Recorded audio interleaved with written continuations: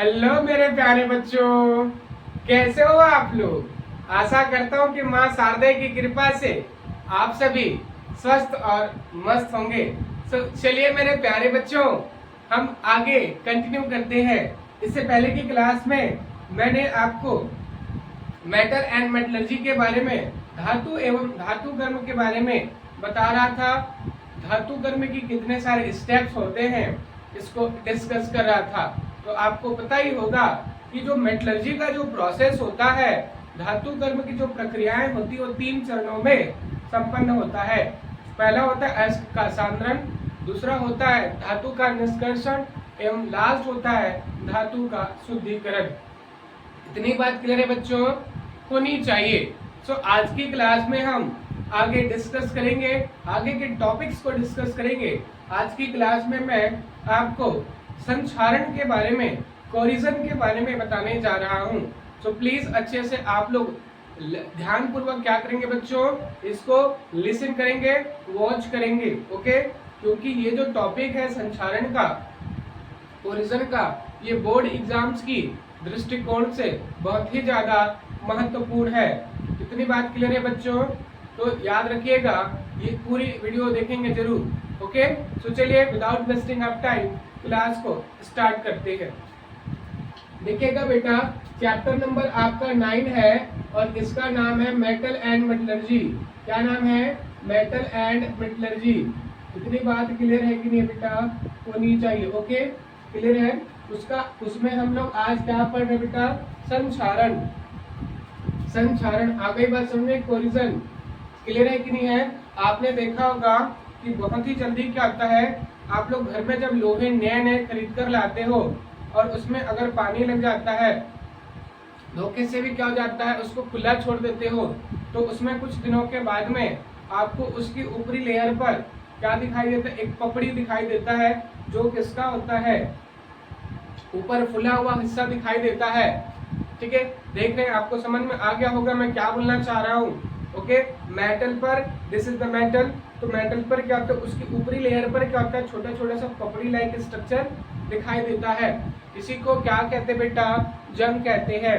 तो आपको पता ही होगा कि मेटल एक क्रियाशील धातु है और इस पर, सॉरी, आयरन एक क्रियाशील धातु है जिस पर क्या हो जाता है, बहुत ही जल्दी क्या हो जाता है बच्चों? जंग लग जाता है। एक हफ्ते या एक महीने के अंदर आपको जंग लगता हुआ दिखाई दे सकता है। इतनी बात क्लियर है कि नहीं है?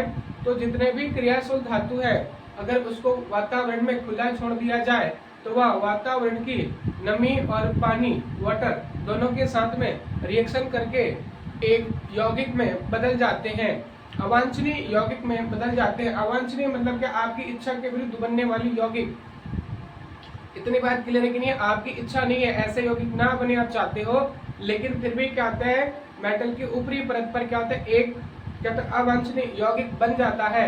इसी यौगिक को क्या कहते हैं बेटा? संक्षारण कहते हैं। इससे क्या होता है, मेटल की जो परत होती है उसका क्षरण होता है, वो लगातार खराब होता चला जाता है। इतनी बात क्लियर है? इसीलिए इस यौगिक को कहते हैं बेटा अवांछनीय यौगिक, और अवांछनीय यौगिक का बनना ही क्या है? संक्षारण कहलाता है। इतनी बात क्लियर है बेटा?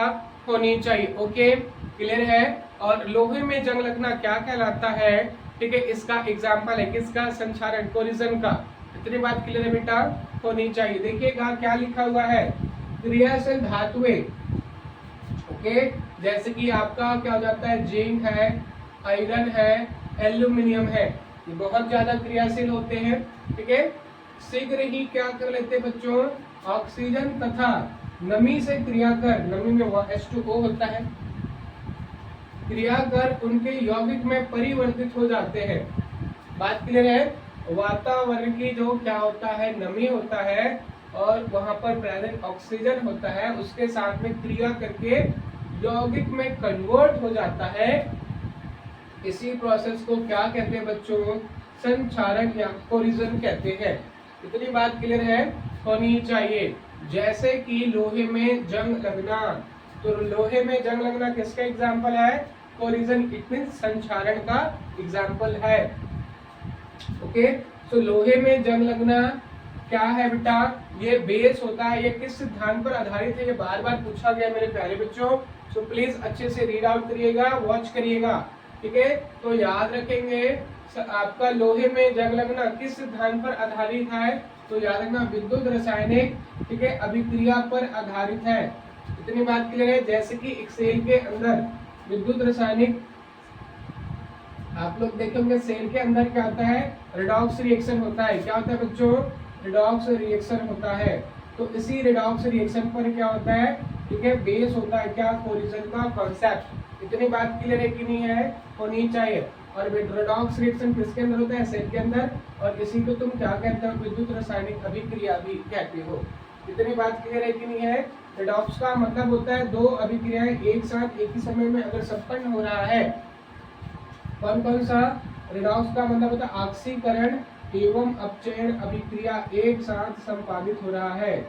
ऑक्सीकरण और अपचयन दोनों अभिक्रियाएं अगर एक साथ संपन्न हो रहा है एक ही समय में, ठीक है, समझ में आ गई बात, तब उसको रिडॉक्स बोला जाएगा। इतनी बात क्लियर है कि नहीं है। एक ही अभिक्रिया के अंदर दो अभिक्रिया ऑक्सीकरण भी हो रहा है और अपचयन भी होगा, तब उसको क्या कहते हैं, रिडॉक्स। और एक रॉड के अंदर कुछ ऐसा ही फिनोमिना देखने को मिलता है। इतनी बात क्लियर है कि नहीं बच्चों, होनी चाहिए। सपोज ये एग्जांपल के लिए दिया हुआ है एक रॉड, क्या दिया हुआ है, एक लोहे की रॉड, मेटल इतनी आयरन की रॉड दिया हुआ है। अगर आप इस रॉड को क्या कहते हैं इन्वायरमेंट में खुला छोड़ दोगे तो क्या हो जाता है, ये एक सेल की भांति काम करना चालू कर देता है। ओके, अगर मेटल को ऐसे ही आप खुला छोड़ दोगे तो उसमें क्या होता है, वो एक सेल की तरह एक्टिव हो जाता है और उसके दो कॉर्नर्स दो सिरे के रूप में काम करते हैं बच्चों। ओके, एक होता है पॉजिटिव लाइट और एक होता है नेगेटिव लाइट। इतनी बात क्लियर है। सेल में दो टर्मिनल्स होते हैं, पता है कि नहीं है। नॉर्मल सेल में भी तब दो टर्मिनल्स होते हैं, दो सिरा होते हैं, पॉजिटिव सिरा और एक होता है नेगेटिव सिरा। आ गई बात समझ में। तो ये वाली सिरा कैसे कर रहा है, पॉजिटिव सिरा का काम क्या है, इलेक्ट्रॉन डोनेट करना। इतनी बात क्लियर है। तो देखेंगे यहाँ पर क्या हो जाता है, Fe क्या कर देता है बेटा, Fe क्या कर देता है, वातावरण में क्या कर देता है, इलेक्ट्रॉन को रिलीज कर देता है। इसमें वातावरण में इलेक्ट्रॉन को रिलीज कर देता है। इतनी बात क्लियर है कि नहीं है। और वो खुद अपनी पॉजिटिव आयन में बदल जाता है। देख रहे हैं फर्स्ट स्टेप में क्या हो रहा है, फर्स्ट स्टेप में देखेंगे आयरन क्या हो जाता है, इलेक्ट्रॉन डोनेट कर दिया 4 इलेक्ट्रॉन और वो क्या हो गया, आपको बदल गया किसमें, Fe2+ में। यहाँ पर दो आयरन के, ठीक है, मॉलिक्यूल्स हैं, तो ये क्या होगा, 2 आयंस बनाएगा। और कितने इलेक्ट्रॉन रिलीज होगा, 4 इलेक्ट्रॉन। तो ये सारा प्रोसेस कहाँ पास हो रहा है, पॉजिटिव टर्मिनल्स पर। Same to same negative terminals पर भी कुछ रिएक्शन हो रहे होंगे, देख रहे हैं आप लोग। यहाँ पर क्या हो रहा है, जो वातावरण में क्या इलेक्ट्रॉन रिलीज किया गया था उसको रिसीव किया जा रहा है किसके थ्रू, ठीक है, नेगेटिव टर्मिनल्स पर। और वहां पर क्या हो रहा है, वहां पर दिख रहा होगा आपको H2O प्रेजेंट है और O2 प्रेजेंट है। ये तीनों के तीनों 2H2O, O2 और 4 इलेक्ट्रॉन क्या हो जाता है, रिएक्शन कर क्या बनाता है, माइनस आयन बनाता है। OH- आयन ये 4 मॉलिक्यूल्स बना देते हैं। और फाइनली क्या हो जाता है बच्चों, दोनों का प्रोडक्ट ये वाला, ठीक है, ये वाला प्रोडक्ट और आपका कौन सा है, ये वाला प्रोडक्ट, दोनों रिएक्शन कर लेते हैं मेरे प्यारे बच्चों। सो फाइनली देख रहे हैं आप लोग, ये 2Fe2+ और क्या हो जाता है 4OH- आयन क्या करता है, रिएक्शन करके क्या बना रहा है, देख रहे हैं आयरन और ठीक है डाई हाइड्रोक्साइड। इतनी बात क्लियर है। फेरस डाई हाइड्रोक्साइड ये 2 मॉलिक्यूल्स बना लेते हैं। फाइनली ये क्या करता है, H2O से फाइनली और क्रिया करते हैं और किसमें कन्वर्ट हो जाता है, Fe2O3.XH2O। इतनी बात क्लियर है। और इसी को तुम क्या कहते हो बेटा, जंग लगने का सूत्र कहते हो। क्या कहते हैं इसको, जंग लगने का सूत्र, रस्टिंग का सूत्र आपको पूछा गया है पेपर में, तो याद रखना, ठीक है। हाइड्रेटेड आयरन ऑक्साइड को क्या कहते हैं मेरे प्यारे बच्चों, हाइड्रेटेड आयरन ऑक्साइड को क्या कहते हैं, जंग लगने का सूत्र बोला जाता है। इतनी बात क्लियर है बेटा, होनी चाहिए। ओके, तो याद रखिएगा, ठीक है। लोहे में जंग लगना किसका है, संक्षारण का उदाहरण है। इतनी बात समझ में आ गई होगी बच्चों। तो चलिए देखेंगे, अगर किसी मेटल को संक्षारण से बचाना है तब क्या क्या करना पड़ता है, इस पर भी सवाल आते हैं। याद रखिएगा, अगर किसी भी मेटल को संक्षारण से बचाना है तो उसकी जो ऊपरी परत होती है उस पर क्या करना है, आपको पेंट या फिर ग्रीस या फिर ऑयल का इस्तेमाल किया जाना चाहिए, ताकि क्या हो सके, उसके संपर्क में ना तो H2O कांटेक्ट पे आ सके ऊपरी परत पर और ना ही एयर। इतनी बात क्लियर है। तो आपको क्या करना है, ग्रीस ऑयल या पेंट का इस्तेमाल करना चाहिए। किससे बचाने के लिए, रस्टिंग से बचाने के लिए। इतनी बात क्लियर है कि नहीं है। एक और मेथड होता है जिसको कहते हैं गैल्वेनाइजेशन। इसमें क्या कर दिया जाता है, एक मेटल के ऊपर में दूसरी एक्टिव मेटल की क्या किया जाता है, लेयरिंग कर दिया जाता है, चिपका दिया जाता है, जिससे क्या होता है, भीतरी परत क्या हो जाता है, ठीक है, एयर या फिर मॉइस्चर के कांटेक्ट पर नहीं आता। जो बाहर की परत है वो क्या हो जाता है, एयर और मॉइस्चर के कांटेक्ट पर आता है, इसलिए खराब कौन सा होगा, बाहर की परत। अंदर की परत सुरक्षित रहता है। इस प्रोसेस को क्या कहते हैं मेरे प्यारे बच्चों, गैल्वेनाइजेशन कहते हैं। ये एग्जाम में आ चुका है। इतनी बात क्लियर है कि नहीं है। ओके, सो ये पूरा कॉन्सेप्ट किसका है, संक्षारण का है। इसको अच्छे से रीड आउट करिएगा, क्योंकि ये एग्जाम की पर्पज से बहुत ही ज्यादा इम्पोर्टेंट है। और एक और टॉपिक है बच्चों जो भी बहुत ज्यादा क्या है, इम्पोर्टेंट है, जिसको कहते हैं बच्चों मिश्र धातु। तो चलिए अब डिस्कस करते हैं मिश्र धातु। सो चलिए मेरे प्यारे बच्चों, अब डिस्कस कर लेते हैं मिश्र धातु, इट मींस एलॉय के बारे में। इस पर बहुत ही बेहतरीन क्वेश्चन आते हैं मेरे प्यारे बच्चों। सो प्लीज इसको अच्छे से रीड आउट करिएगा। ओके, सो देखिएगा, मिश्र धातु नाम से स्पष्ट है बेटा, मिक्स वाली धातु। क्या है, मिक्स वाली धातु।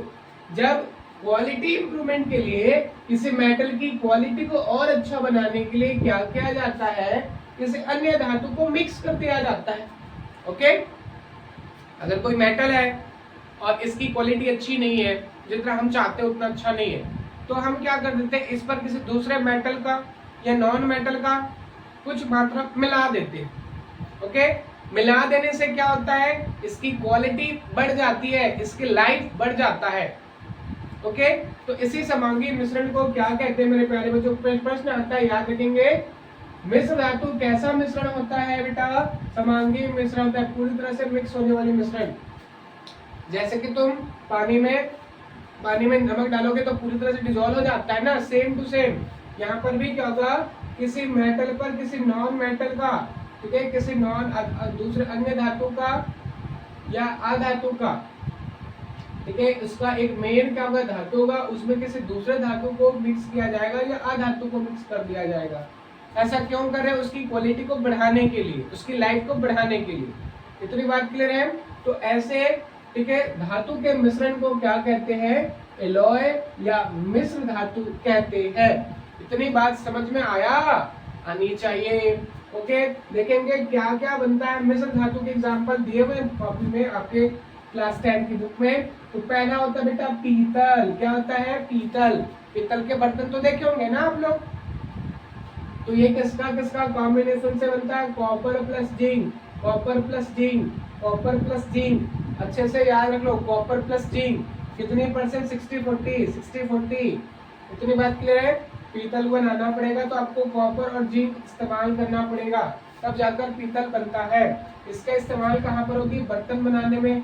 जितने भी आपके घरेलू बर्तन होते हैं और घरेलू सामान होते हैं, ठीक है, उसको बनाने के लिए पीतल इस्तेमाल किया जाता है। मूर्ति बनाने के लिए भी करते हैं। इतनी बात क्लियर है कि नहीं बेटा, पता होनी चाहिए। दूसरा है कांस्य। आपने सुना होगा कांस्य पदार्थ, ब्रॉन्ज मेडल। सुना है कि नहीं सुना है, सुना है ना, ठीक है। एक होता है गोल्ड मेडल, सिल्वर मेडल, और लास्ट में क्या आता है आपका ब्रॉन्ज मेडल। तो कांसे को क्या बोला जाता है, ब्रॉन्ज बोला जाता है। इतनी बात क्लियर है कि नहीं है। ये बना था copper plus tin, copper plus tin. ऊपर वाला बना था कॉपर प्लस जिंक और नीचे वाला बना है कॉपर प्लस टीन। इतनी बात क्लियर है। तो याद रखेंगे, कांसा बनाने के लिए कांसे के आपने देखा होंगे थालियां बनती हैं, बर्तन बनाया जाता है, मूर्ति बनाया जाता है और सिक्के भी बनाए जाते हैं। ओके, ठीक है, बात समझ में आ गया, मेटल बनाया जाता है। इतनी बात क्लियर है बेटा। अब थर्ड नंबर पर देखेंगे stainless steel. Stainless steel, stainless steel, इसका क्या होता है, ये क्रोमियम, निकेल, कॉपर और शेष में क्या होता है बेटा, आयरन होता है। क्या होता है शेष में, क्या होता है, iron. Copper nickel carbon, copper nickel carbon and iron. फिर से copper nickel iron, copper nickel iron, copper nickel iron and carbon, copper nickel carbon, copper nickel carbon and iron. इतनी बात क्लियर है कि नहीं है? तो याद रखेंगे स्टेनलेस स्टील, स्टेनलेस का मतलब क्या होता है, दाग रहित। स्टेन का मतलब दाग और लेस का मतलब रहित, तो स्टेनलेस मतलब दाग रहित स्टील बनाने के लिए, जिसमें जल्दी से दाग नहीं लगता है, ऐसे स्टील बनाने के लिए स्टील के बर्तन बनते कि नहीं बनते बेटा, बनते हैं।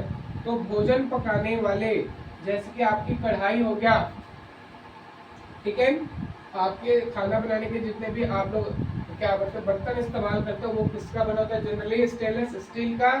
और नाइफ, नाइफ का मतलब चाकू।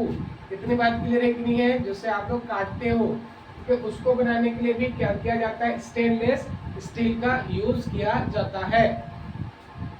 चौथा बेटा सोल्डर, जिसको रांगा कहते हैं। क्या कहते हैं, रांगा। ठीक है, बात क्लियर है। सो रांगा बनाने के लिए आपको क्या इस्तेमाल करना पड़ेगा, टीन प्लस पीबी मतलब लेड। इतने बात समझ में आया कि नहीं, टीन प्लस लेड को 50-50% की कॉम्बिनेशन ले लीजिए। उससे क्या होता है, साल्डरिंग। साल्डरिंग करते हो तो आपको पता है क्या होता है, राड को पिघला पिघला कर क्या किया जाता है, दो तारों को चिपकाया जाता है। इतनी तो पता होगी ना, ठीक है। तो याद रखेंगे, उसी को कहते हैं बेटा सोल्डरिंग। सोल्डरिंग कहते हैं, क्या कहते हैं, सोल्डरिंग। और इसका काम होता है दो धातु के तार को आपस में जोड़ने का काम किया जाता है सोल्डरिंग के थ्रू। तो रांगा किसका होता है, टीन प्लस लेड की कॉम्बिनेशन से बनाया जाता है।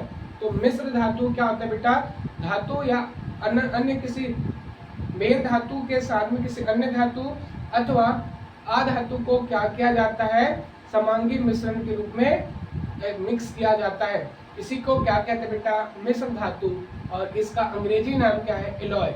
इसको बहुत अच्छे से पढ़िएगा, और भी इसके एग्जाम्पल है जो आपको बुक में मिल जाएगा। इतनी बात के लिए तो सभी एग्जाम्पल को अच्छे से पढ़िएगा, ठीक है। आज की क्लास में बस इतना ही मेरे प्यारे बच्चों, ठीक है। Thank you.